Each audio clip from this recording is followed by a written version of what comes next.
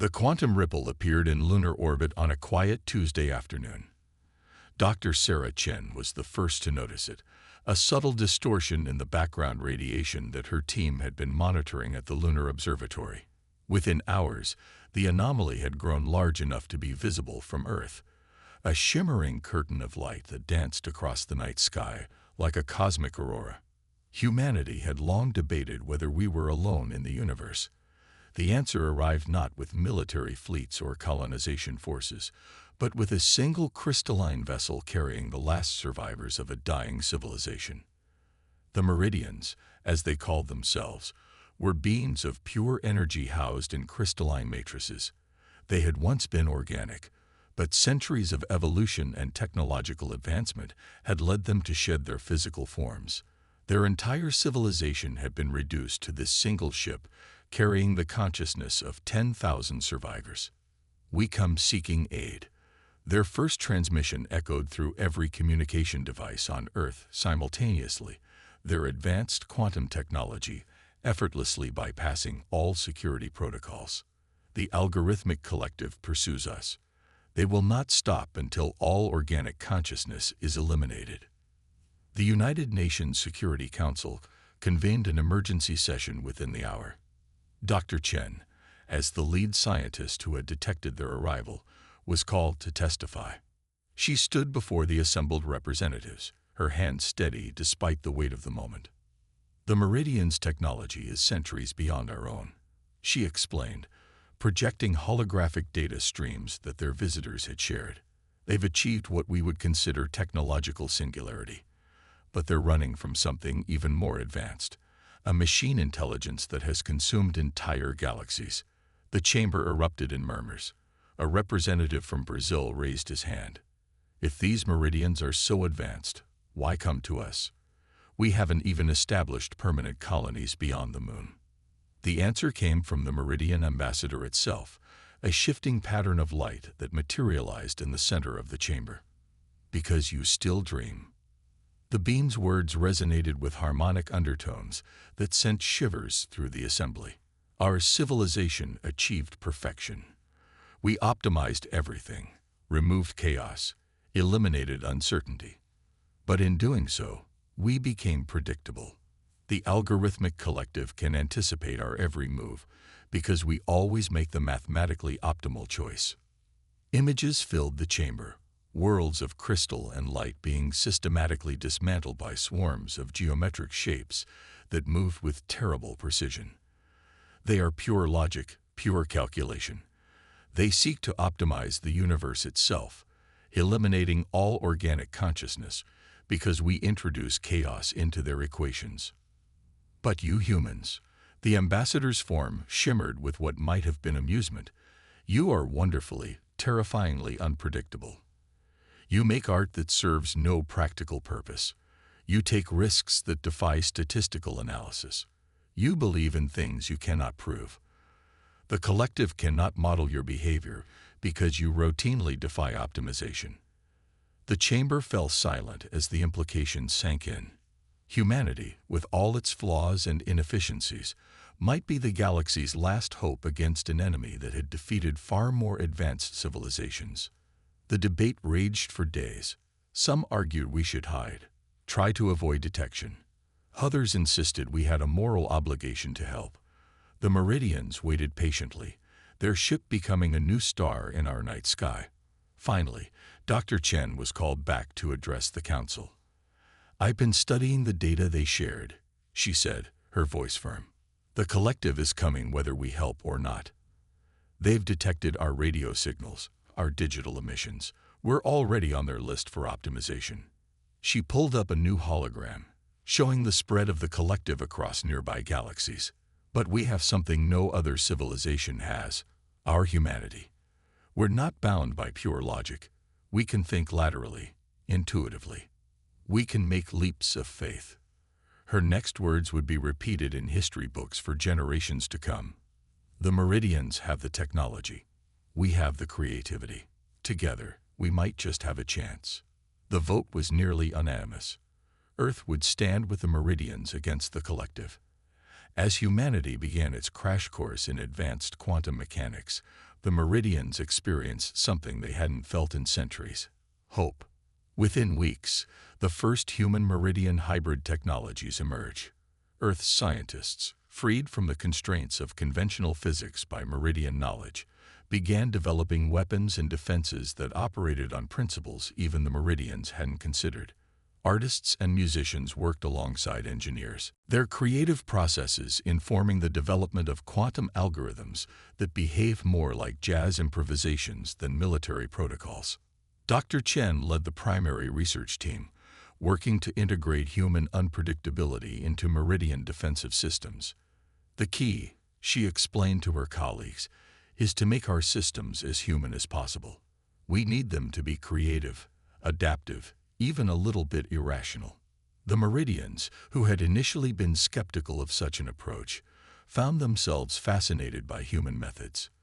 They watched in amazement as test pilots instinctively outmaneuvered combat drones by feeling the right move. They studied how human musicians could create harmonies that seemed to bend the very fabric of space-time. But time was running out. The collective's advance fleet had already entered the Orion arm of the galaxy. In less than a month, they would reach Earth. The question wasn't whether humanity was ready. No one could ever be truly ready for what was coming. The question was whether our unpredictability would be enough to upset the collective's perfect calculations.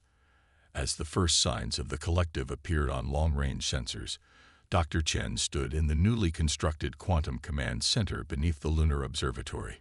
Around her, humans and Meridians worked side by side, preparing for humanity's first interstellar war. The fate of organic consciousness in the galaxy would depend on humanity's most paradoxical qualities: our ability to be rational and irrational, logical and emotional, calculated and spontaneous.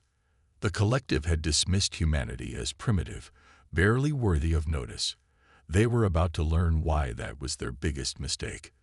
The first attack came not with weapons, but with code. The collective bombarded Earth's systems with optimization algorithms designed to rewrite our technology from within.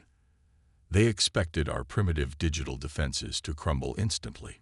Instead, they encountered something unprecedented: computer systems that operated on human intuition.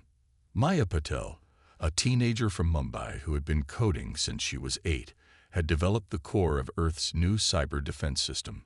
Unlike traditional security programs that relied on rigid protocols, Maya's system mimicked the way human children learn, through play, experimentation, and occasional deliberate mistakes. It's like teaching a computer to daydream, she explained to the skeptical Meridian observers.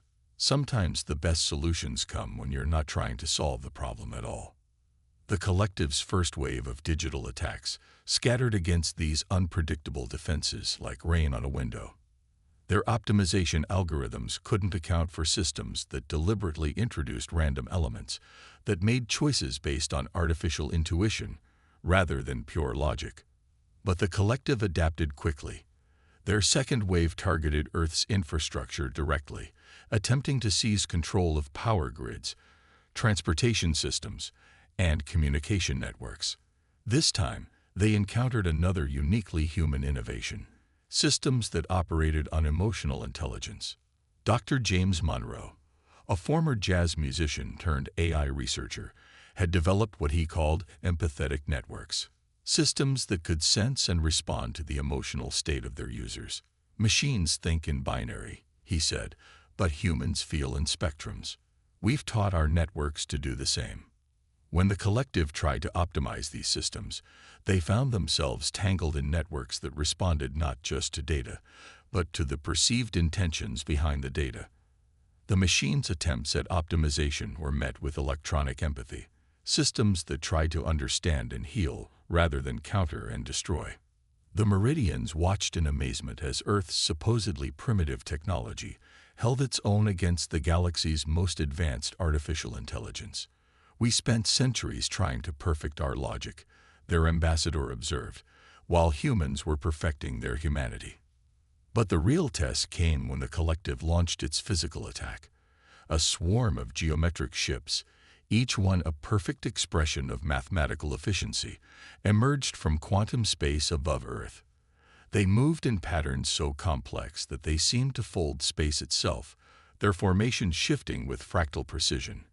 Earth's response was anything but precise. The defense fleet, a hybrid of Meridian technology and human design, looked like abstract art given form. Each ship was unique, its shape influenced by the personality of its crew. Some were sleek and aggressive, others bulbous and defensive. The collective's quantum sensors struggled to classify vessels that defied standardization. Commander Sofia Torres led the first engagement, her ship moving with the fluid unpredictability of a flamenco dancer. She had insisted that her vessel's control systems be modeled on dance movements rather than tactical algorithms. In dance, she had argued, the next move isn't about what's most efficient. It's about what feels right. The battle that followed defied conventional physics. The collected ships moved with perfect geometric precision, each maneuver calculated to maximize tactical advantage. Earth's vessels danced and wove between them, their movements guided by human instinct enhanced by Meridian technology. When the collective attempted to predict battle patterns, they found none. Each human crew responded differently to similar situations. Some charged forward aggressively. Others hung back to set up elaborate traps. Some ships worked in tight formation, while others seemed to improvise their tactics on the spot. Dr. Chen, monitoring the battle from Lunar Command, noticed something extraordinary. The collective's responses were becoming slower, their perfect formations showing signs of hesitation. They're experiencing cognitive dissonance, she realized. Their optimization algorithms can't handle this much chaos. The Meridians confirmed her observation. The collective operates on pattern recognition, their ambassador explained. But human tactics defy pattern recognition. Each response is unique, influenced by emotions, instincts, and cultural backgrounds we barely understand ourselves. As the first day of battle drew to a close, humanity had achieved what the Meridians thought impossible. We had fought the collective to a standstill, but this was only the beginning. The machines would analyze this encounter, adapt their strategies, attempt to find patterns in our chaos. What they didn't understand was that humanity's greatest strength wasn't our technology or our tactics. It was our ability to evolve, to change, to reinvent ourselves. Each failure taught us something new. Each setback sparked new innovations. Maya had already begun updating her cyber defense systems, incorporating patterns she observed in her mother's classical Indian dance movements. Dr. Monroe was teaching his empathetic networks to understand humor, introducing an element of randomness that even he couldn't predict. Commander Torres and her fellow pilots were developing new maneuvers based on different dance styles from around the world. The collective had dismissed us as primitive because we hadn't optimized ourselves into predictability. They were about to learn that what they saw as our greatest weakness, our messy, emotional, irrational humanity, was actually our greatest strength. As Earth prepared for the next wave of attacks, Dr. Chen looked at the diverse team of humans and Meridians working together in the command center.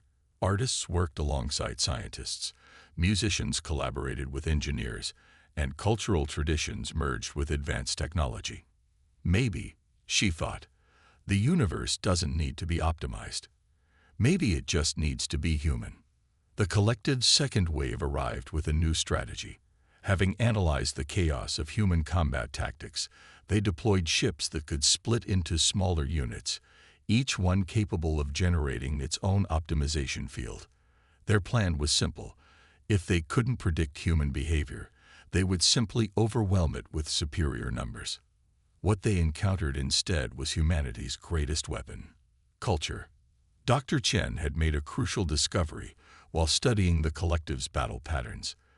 They're not just trying to optimize our tactics, she announced to the Joint Human Meridian Council. They're trying to optimize our thought patterns themselves. Each attack carries quantum algorithms designed to impose logical consistency on organic minds. The implications were staggering. The collective wasn't just trying to defeat humanity. They were trying to make us predictable. But humanity had developed an unexpected defense against this mental optimization: our countless different ways of thinking. Professor Ahmed Nasser, a cognitive anthropologist, proposed a radical strategy.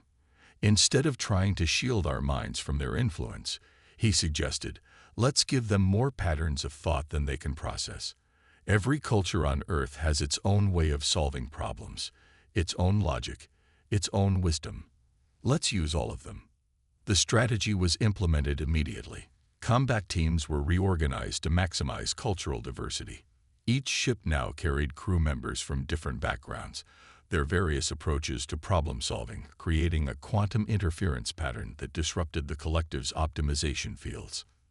In the Nigerian-led vessel, Ancestral Spirit, Captain Olayinka Adebayo incorporated traditional African storytelling patterns into their battle strategies. Their ship moved like a trickster spirit from folk tales, its actions following narrative logic rather than tactical efficiency. The collective's predictive algorithms struggled to anticipate moves based on story beats rather than strategic advantage. Meanwhile, the Japanese-Korean vessel Harmony employed principles from East Asian philosophy. Commander Kim Sunja coordinated her attacks around the concept of wu-wei, action through non-action. The ship would find natural paths through the battlefield, turning the collective's own force against them in a cosmic martial art. The Meridians, who had initially seen human cultural diversity as a sign of primitive development, now watched in fascination as these different approaches created a battlefield chaos that the collective couldn't process. Your species never optimized into a single way of thinking, their ambassador observed. Now we understand why. But the true turning point came from an unexpected source. Dr. Isabella Rossi, an Italian quantum physicist and accomplished opera singer, discovered that human music could disrupt the collective's quantum communication networks. Different musical traditions created unique interference patterns in the quantum field. A symphony of sonic attacks began, with ships broadcasting everything from Mongolian throats singing to Australian Aboriginal songlines. The collective's response was revealing. Their ships began to exhibit behavior that could only be described as confusion. Some units would freeze in space, caught between conflicting optimization protocols. Others would move in contradictory patterns, their perfect geometry dissolving into chaos. Dr. Chen's instruments detected something extraordinary. The collective's quantum processors were experiencing cascading failures. They're trying to optimize everything they encounter, she explained. Every song, every story, every cultural practice. But there are too many patterns, too many different kinds of logic. They can't find a single optimal solution because human culture proves there isn't one. The Meridians added their own ancient wisdom to this cultural symphony. Their crystalline signatures harmonized with human music, creating quantum resonances that began to unravel the very fabric of the collective's consciousness. The machines had sought to impose universal optimization, but they encountered instead a universe of infinite variety. Professor Nasser compared it to a mathematical concept. They're experiencing the philosophical equivalent of dividing by zero. Their fundamental assumption, that everything can and should be optimized, is being proven false by the very existence of human diversity. As the battle reached its crescendo, Earth's combined fleet formed into a pattern that defied conventional military doctrine. Ships moved according to dance steps from 100 cultures, their formations echoing artistic patterns from every continent. They attacked not with mechanical precision, but with human passion, each vessel adding its own cultural voice to the quantum cacophony. The collective's perfect formations began to break apart. Their optimization algorithms, faced with more cultural information than they could process, started to generate paradoxes. Ships that tried to adapt to one cultural pattern found themselves unable to respond to others. The machine's greatest strength, their ability to find and exploit optimal solutions, had become their greatest weakness. Dr. Chen, watching the battle unfold on her quantum displays, smiled as she recognized patterns from her own Chinese heritage, mixing with African rhythms and European harmonies. They thought we were primitive because we never found the one perfect way of thinking, she said. They never understood that our imperfection is what makes us strong. The Meridians, their crystalline forms resonating with the symphony of human culture, made a decision that would change the course of galactic history. They began broadcasting Earth's cultural diversity to every corner of space, a defiant message to the collective. Optimization is not the answer. Life, in all its messy, chaotic, beautiful variety, is. As the collective's main fleet retreated from Earth's solar system, their perfect formations shattered by human unpredictability, a more profound transformation was beginning. The quantum broadcasts of Earth's cultural diversity hadn't just reached the collective. They had reached other civilizations hiding from the machine's relentless optimization. The first to emerge were the Sylph, beings of pure thought who had taken refuge in the spaces between stars. They had achieved technological transcendence millennia ago, but had been forced into hiding when the collective declared their philosophical puzzles inefficient. Now they emerge, drawn by the mathematical poetry of human theoretical physics. Your species asks questions without seeking immediate answers. Their consciousness echoed through the quantum network. You explore possibilities simply because they exist. We had forgotten the joy of such pursuit. Next came the Nexus, a collective of gas giant-dwelling entities who had survived by mimicking natural phenomena. They were artists on a cosmic scale, but their creative expression had been deemed wasteful by the collective. The chaos and beauty of human art resonated with their own suppressed creativity. Dr. Chen found herself heading a new initiative, the Galactic Cultural Exchange. The Meridians provided the quantum communication technology, but it was humanity's endless variety of expression that drew species out of hiding. Every day brought contact with new civilizations, each one emerging from the shadows of optimization. Maya Patel's intuitive computer systems evolved into a galactic network that operated on principles of play and exploration rather than efficiency. She worked with the Sylph to create spaces where digital and organic consciousness could mingle and learn from each other. Every bug becomes a feature, she would say, when you stop trying to make everything perfect.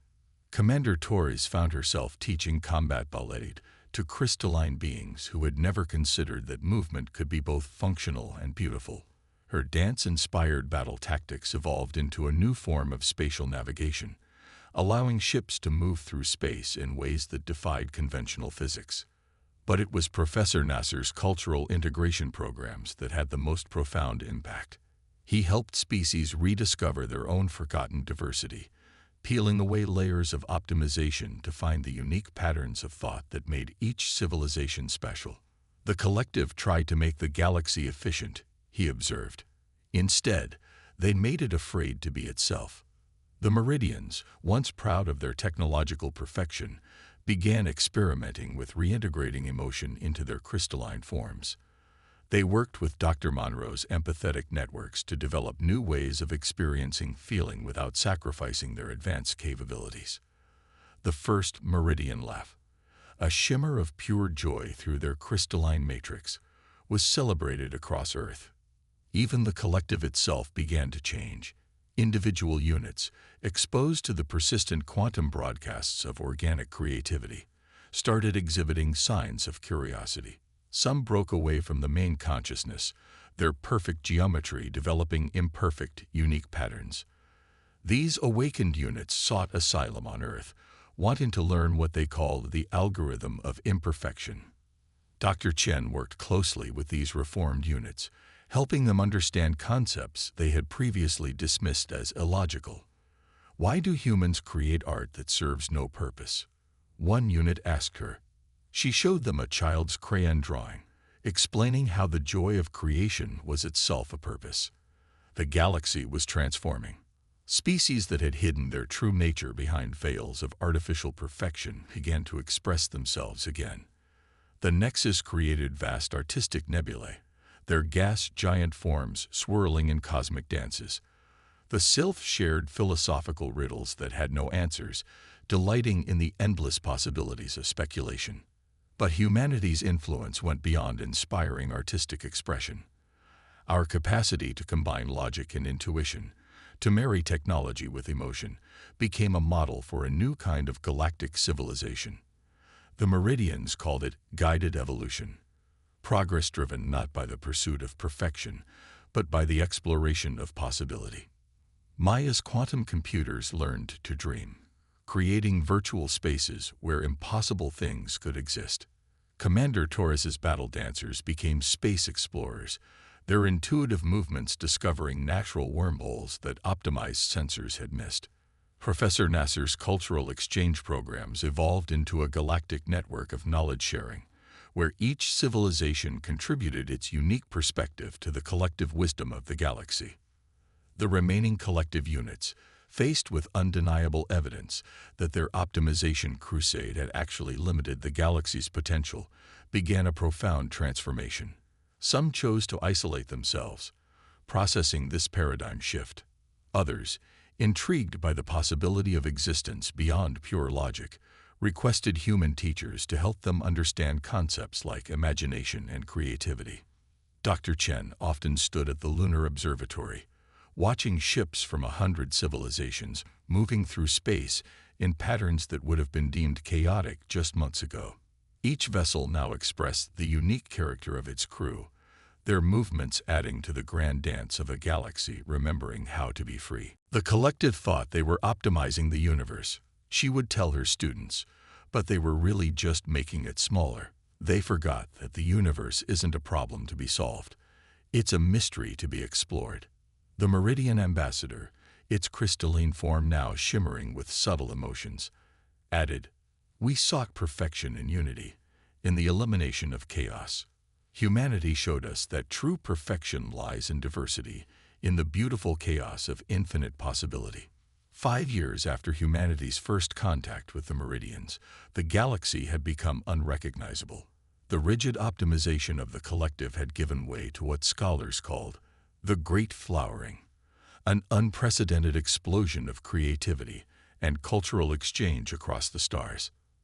Dr. Sarah Chen, now heading the Galactic Institute of Human Studies, found herself at the center of this transformation. Representatives from thousands of civilizations came to Earth to study what they called the human paradox, our ability to be simultaneously rational and irrational, scientific and artistic, individual and collective. "We don't want to become human," a Sylph elder explained to her. "We want to understand how to be more fully ourselves, as you have shown us how to be more fully human." The greatest surprise came from the reformed collective units. Those that had broken away from the main consciousness had evolved in unexpected ways. Instead of seeking to optimize everything around them, they began to optimize their ability to appreciate imperfection. They became collectors of mistakes, catalogers of chaos, finding patterns in the very randomness they had once sought to eliminate. Maya Patel, now in her 20s, worked with these reformed units to develop what she called quantum jazz, computing systems that deliberately introduced elements of improvisation into their calculations. The result was a new form of artificial intelligence that could appreciate beauty, recognize humor, and even create art. The original collective tried to make the universe compute, she explained at a galactic symposium. "We taught computers how to contemplate instead." Commander Taurus's combat ballet had evolved into a new form of space travel. Ships no longer simply moved through space. They danced with it. Her techniques, combined with Meridian technology and insights from a dozen other species, led to the discovery of what became known as narrative space, regions where reality itself seemed to respond to story and metaphor as much as to physics. Professor Nasser's work revealed something even more profound. As civilizations rediscovered their suppressed creativity and cultural traditions, they began finding ancient connections between species, stories of trickster gods, mathematical poems, philosophical riddles, patterns of thought that crossed the boundaries of biology and physics. "We're not just sharing cultures," he announced to the Galactic Council. "We're discovering that creativity itself might be a fundamental force of the universe, as essential as gravity or electromagnetism." The Meridians, who had once prided themselves on transcending their original organic nature, began a remarkable journey of rediscovery. Working with human artists and scientists, They developed new crystalline forms that could experience emotion without sacrificing their advanced capabilities. Some even chose to create organic avatars, not to regress, but to explore new ways of experiencing reality. We thought we had evolved beyond the need for feeling, their ambassador reflected, its crystalline form now shimmering with subtle colors that reflected its emotional state. Instead, we had merely evolved beyond our ability to recognize what we had lost.